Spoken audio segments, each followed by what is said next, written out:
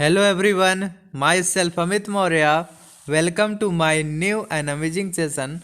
Today we are going to practice previous year question of atomic structure. Okay, तो चलिए start करते हैं. और first question is which is correct statement about proton. हमें बताना है कौन सा स्टेटमेंट प्रोटॉन के अबाउट करेक्ट है. ठीक है. Option number A is proton is nucleus of deuterium. Option number B is proton is the alpha particle. Option number C is proton is a ionized hydrogen atom. And option number D is proton is ionized hydrogen atom. हमें इसमें से बताना है कौन सा statement proton के about सही है. देखिए कौन सा स्टेटमेंट सही है. प्रोटॉन क्या हमारा proton is the nucleus of hydrogen atom, या फिर हम बोल सकते हैं H atom divide of its electron. ठीक है. जो हमारा प्रोटॉन है क्या है, न्यूक्लियस है किसका, हाइड्रोजन एटम का. तो हम कह सकते हैं कि जो हमारा प्रोटॉन है, proton is a ionised hydrogen atom. Okay. Proton is a nucleus of hydrogen atom है. ठीक है. तो हम कह सकते हैं कि जो हमारा प्रोटॉन है आयोनाइज्ड हाइड्रोजन एटम है. Okay. Our second question is one would expect proton to have very large. हम इसमें से कौन सा ऑप्शन हमारा सही है. One would expect proton to have very large ionization potential, radius, charge, hydration energy. मतलब क्या लार्ज होता है प्रोटॉन का इसमें से, आयोनाइजेशन पोटेंशियल, रेडियस, चार्ज या फिर हाइड्रेशन एनर्जी. बताइए. देखिए हाइड्रेशन एनर्जी प्रोटॉन का बहुत ज़्यादा होता है. क्यों होता है चलिए देखते हैं. देखिए size of H plus proton is very small. Okay. So it's hydration energy is very large. Size of hydrogen plus H plus या फिर size of H plus is very small. जो हमारी H प्लस की size होती है क्या होती है, बहुत छोटी होती है. ठीक है. So it's hydration energy is very large. क्योंकि हम जानते हैं कि जो हमारा हाइड्रेशन एनर्जी होता है क्या होता है, इन्वर्सली प्रोपोर्शनल टू साइज होता है. Hydration energy inversely proportional to size. ठीक है. तो हम बोल सकते हैं कि हाइड्रेशन एनर्जी H प्लस की सबसे ज़्यादा होगी. ओके. क्योंकि H प्लस की साइज बहुत छोटी होती है. ओके.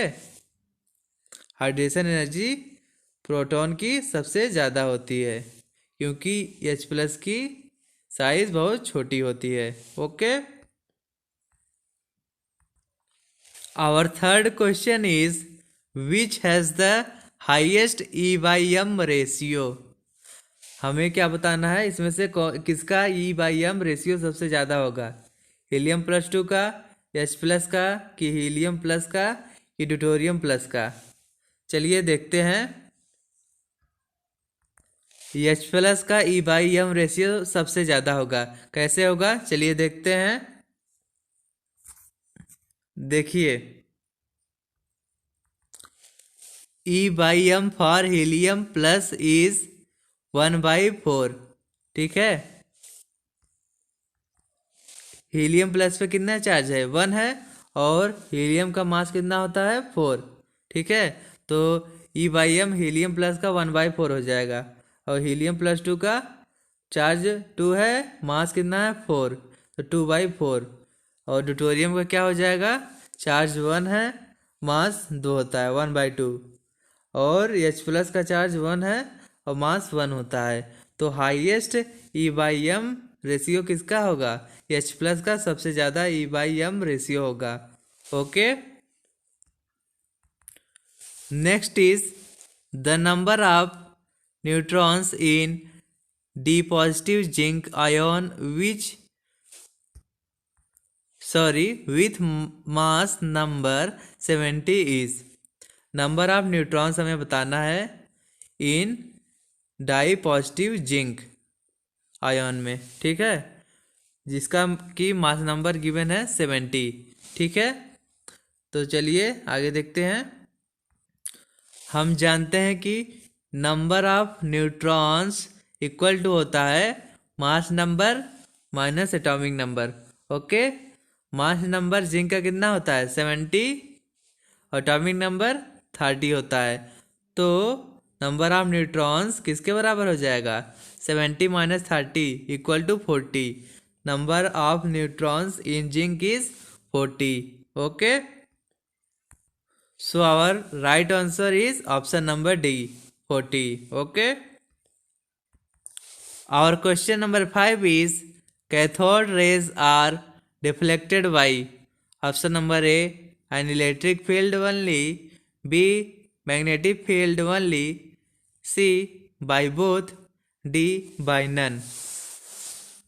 तो चलिए आगे देखते हैं कि हमारा कैथोड रे किससे डिफ्लेक्ट होता है, इलेक्ट्रिक फील्ड से, मैग्नेटिक फील्ड से, या फिर दोनों से ही, या फिर किसी से नहीं।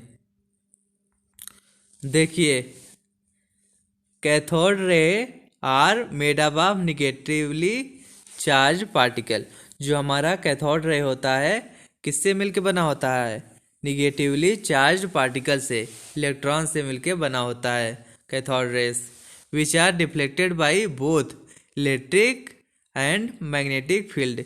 जो हमारा कैथोड रे होता है निगेटिवली चार्ज पार्टिकल से मिलकर बना होता है, mainly electrons, which are deflected by both electric and magnetic field. Okay, दोनों से ही डिफ्लेक्ट होता है, इलेक्ट्रिक और मैग्नेटिक फील्ड दोनों से। ओके, सो हम कह सकते हैं our option number C is correct, by both electric and magnetic field. Okay, our question number 6 is the species isoelectronic with C2H4 is। हमें बताना है कौन सा मॉलिक्यूल आइसोइलेक्ट्रॉनिक है C2H4 के रेस्पेक्ट में, O2 plus Cn minus N2 plus या फिर O2। तो चलिए देखते हैं आगे। देखिए, those species which contain same number of electron are called isoelectronic species। C2H4 has 16 electrons. The number of electrons in other given species are O2 plus में 15 electron, Cn minus में 14 इलेक्ट्रॉन, N2 प्लस में 13 electron, और O2 molecule में कितने electron है 16 electron. तो हम कह सकते हैं C2H4 जो है हमारा आइसोइलेक्ट्रॉनिक है किससे, O2 से। ओके, दोनों के ही पास 16 इलेक्ट्रॉन है। ओके, तो हम कह सकते हैं हमारा राइट आंसर कौन सा है, और option number D is the our right answer. O2 is isoelectronic with C2O4। Okay, our question number 7 is the combination of 3 2p orbitals of one atom and 3 2p orbitals of another atom can give rise to।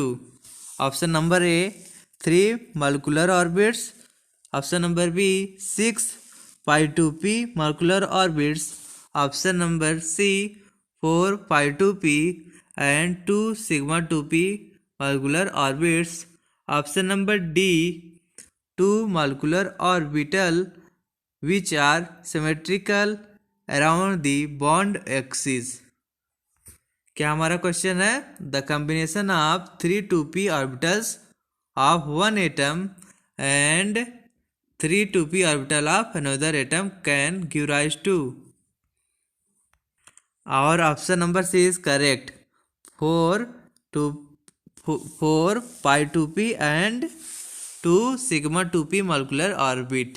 Okay, तो इसके चलिए हम solution को देखते हैं।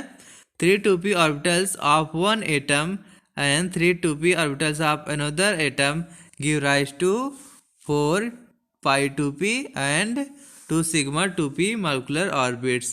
Okay, among 2px 2py 2pz orbits of two atoms, 2pz combined with 2pz along axis give rise to 2 pi 2p molecular orbits, while 2px combined with 2px and 2py combined with 2py give rise to pi 2px and 2 sigma 2py molecular orbits.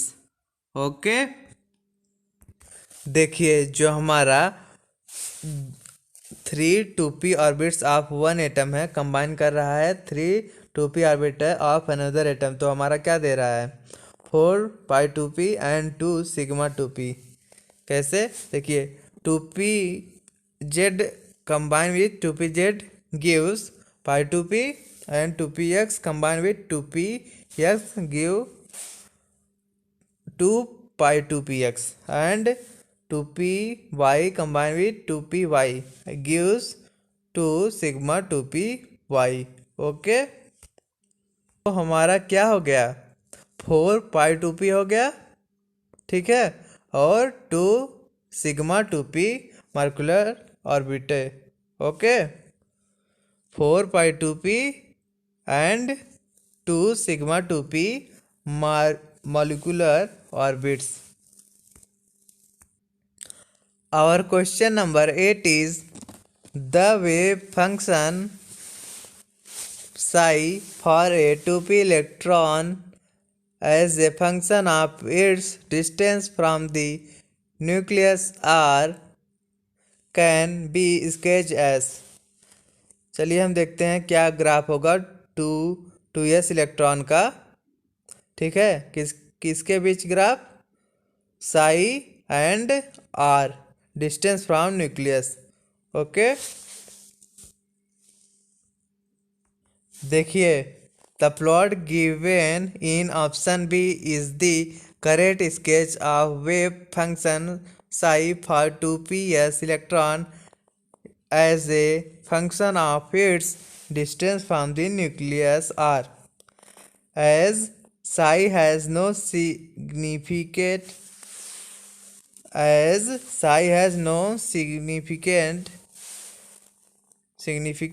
so the plot of psi versus r also has no significance। ठीक है, जो हमारा psi का कोई significant नहीं है तो हम कह सकते हैं जो हमारा प्लॉट होगा psi और r के बीच में उसका भी कोई सिग्निफिकेंस नहीं होगा। ओके, तो हमारा ऑप्शन नंबर बी करेक्ट हो जाएगा। देखिए ये हमारा 2s इलेक्ट्रॉन का ग्राफ हो जाएगा। Okay, option number B is the our correct answer. Okay, our question number 9 is set of isoelectronic species is. Set of isoelectronic species is N2 CO2 Cn O-। Option number A हो गया। Option number B में N2 H2S CO। Option number C N2 CO Cn O2+2। Option number D CaMgCl। इसमें से हमें बताना है कौन सा स्पीशीज आइसोइलेक्ट्रॉनिक है। ओके, तो चलिए हम आगे देखते हैं। The molecule which contain same number of electron are called isoelectronic. Okay, तो N2 में 14 इलेक्ट्रॉन है, CO में 14 है, Cn- में 14 इलेक्ट्रॉन है, O2+2 में 14 इलेक्ट्रॉन में है। ठीक है, ये चारों मॉलिक्यूल्स के पास 14 इलेक्ट्रॉन है। अगर किसी भी मॉलिक्यूल के पास सेम नंबर ऑफ इलेक्ट्रॉन हो तो वह क्या होंगे आइसोइलेक्ट्रॉनिक होंगे। तो हम कह सकते हैं कि our right answer will be option number C N2 CO Cn- and O2+2 has same number of electron, so it is isoelectronic in nature. Okay, our last question is the ion that is isoelectronic with CO is. हमें बताना है कौन सा ion isoelectronic है CO के respect में। CN minus O2 plus O2 minus N2 plus. चलिए देखते हैं कौन सा स्पीसीज आइसोइलेक्ट्रॉनिक है CO से। CO में कितने इलेक्ट्रॉन है? 14 इलेक्ट्रॉन है। ओके, देखिए सॉल्यूशन को हम देखते हैं। We know that ions which have the same number of electrons are called isoelectronic. Okay, हम जानते हैं कि जिन मॉलिक्यूल्स के पास सेम नंबर ऑफ इलेक्ट्रॉन्स हो वह क्या होते हैं? आइसोइलेक्ट्रॉनिक इन नेचर होते हैं। We also know that both CO and CN minus have 14 electron. CO और CN माइनस दोनों के ही पास 14 इलेक्ट्रॉन होते हैं, तो हम कह सकते हैं ये दोनों मॉलिक्यूल्स क्या हैं? आइसोइलेक्ट्रॉनिक है। ओके,